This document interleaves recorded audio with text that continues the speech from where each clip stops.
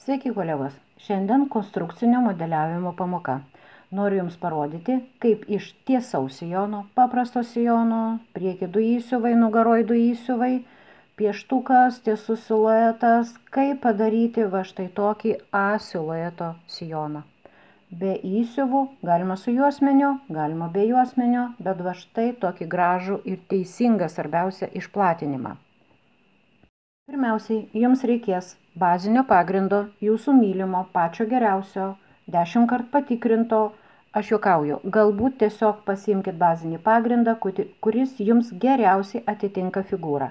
Būtų labai gerai, kad tas bazinis pagrindas jau būtų vieną kartą prasiūtas, patikrintas, kad jau pločiai būtų geri, liemens apimtis būtų gera. Vienu žodžiu, paprastas tiesus sijonas, nugaroj vienas įsiuvas, lenktas šonas, prieki vienas įsiuvas, lenktas šonas, detalės atitinka, nusikopijuojat, galit ant ko norit kopijuot, norit ant permatomo popieriaus, norit ant plėvelės, ant ko tik norit. Nusikopijuojam, užlaidų nereikia. O va dabar prasideda įdomioji dalis, kuri vadinasi konstrukcinis modeliavimas. Klausom įdėmiai. Turite 2 detalės. Nugara, priekis. Su įsiuvais. Liemens 2 įsiuvai. Dabar, norint teisingai detalės išplatinti, jas reikia perkirpti nuo įsiuvo į apačią tiesia linija. Ir nugarą, ir priekį. Imam žirkles. Kirpam. Linijos tiesumas neturi jokios reikšmės. Galit nusibrėžti su liniuote, bet jūs turite perkirpti taip, kad iki įsiuvo liktų 1 milimetras. Vienu žodžiu, įsiuvas laikosi per plauką, o gali ir apskritai atsiskirti. Nuo to blogiau nebus. Kerpam priekį.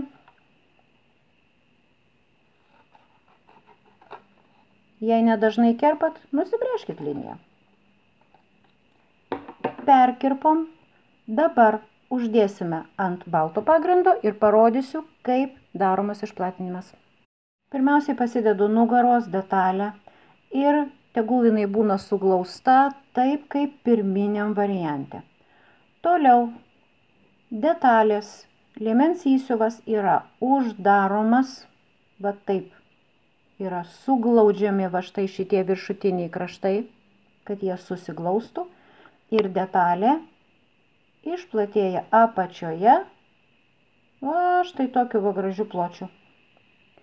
Dabar, jeigu jūsų liemens apimtis nedidelė, pavyzdžiui, esate XS, S, M, galite pilnai užglausti va šitą vat liemens įsiuvą.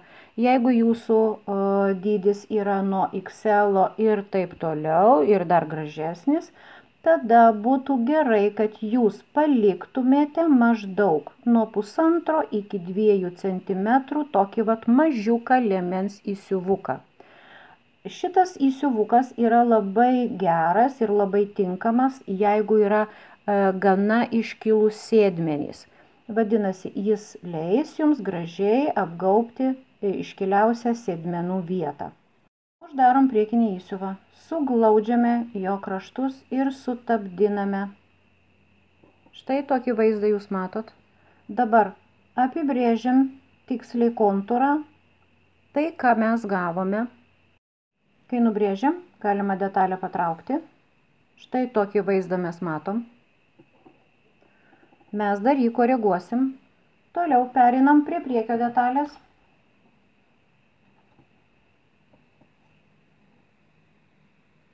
Su priekio detale darome lygiai tą patį. Suglaudžiame priekio įsiuvą, sutapdinam jo kraštus. Detalė išplatėja apačioj. Apibrėžiame kontūrą, kokį gausim. Patraukiam, štai tokia detalė. Nugara ir priekis.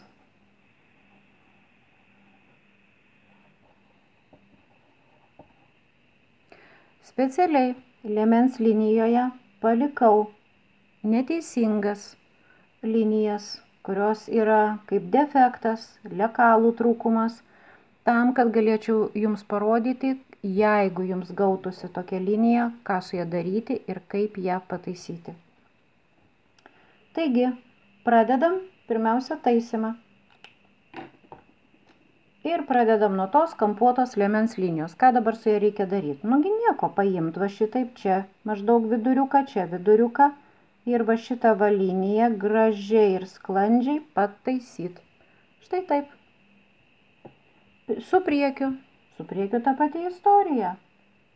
Imam liniją ir pataisom sklandžiai, kad va šitoj va vietoj ties juosmens prisiuvimo arba ties apsiuvo prisiuvimu jokių kampų pas jūs nesigautų.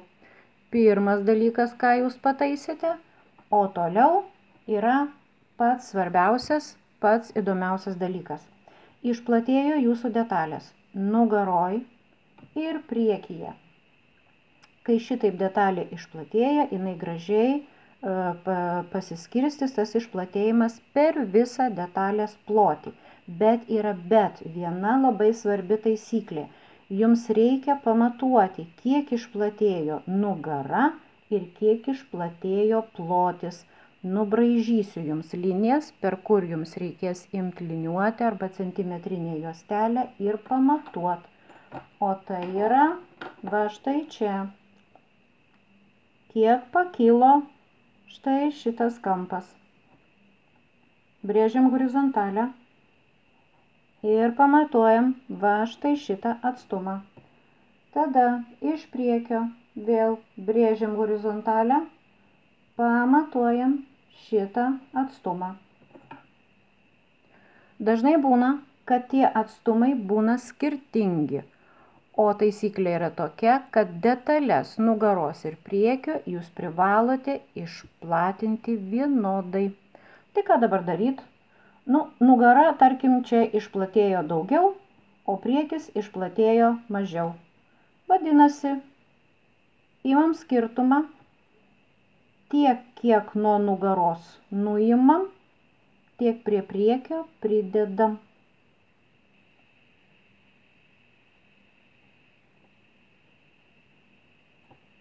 Nuo nugaros nuimam, prie priekio pridedam.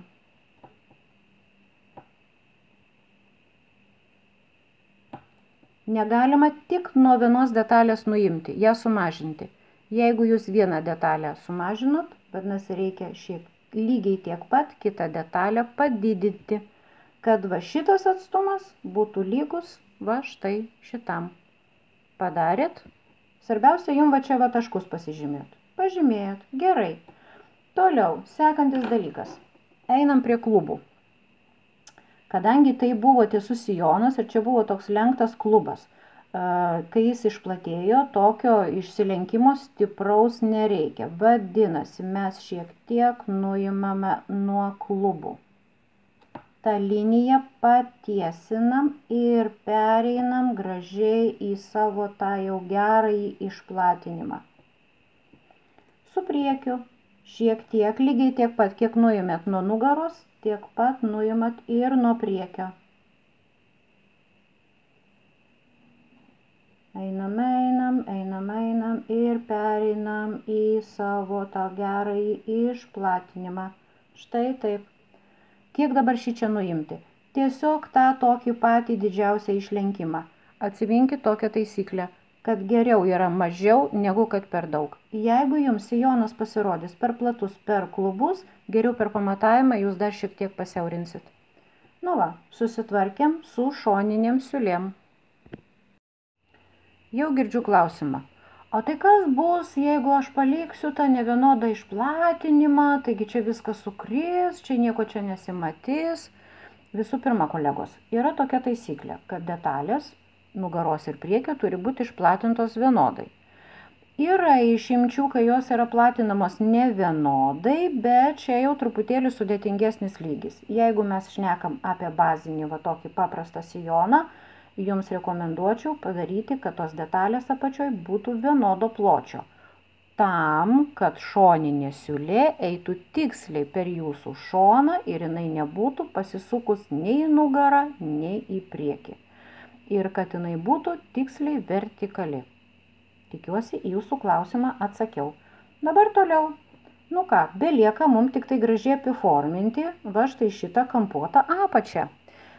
Į va tokius va išsikišusius kampus jau nekreipiam dėmesio ir brėšime gražią lenktą liniją. Dabar kaip ją reikia brėžti? Svarbiausias momentas. Čia turi būti status kampas ir čia turi būti status kampas. Čia šiek tiek tų kampų nuimam ir braižom. Ir suvažiuojam. Va taip va. Linija turi gautis ne tiesi, o tokia švelniai lenkta. Taip. Su priekiu ta pati istorija. Status kampas.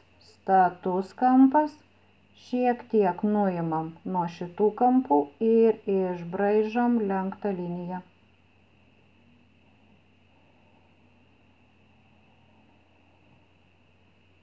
Štai taip. Šita linija, priekio lenkimo linija, išlieka ta pati, nugaroj viršutinė linija, ties šonu, ties nugaros vidurio siūle, nugaros vidurio. Jeigu jinai bus, išlieka ta pati, bet dažniausiai tada čia bus nugara viena detalė, priekis viena detalė.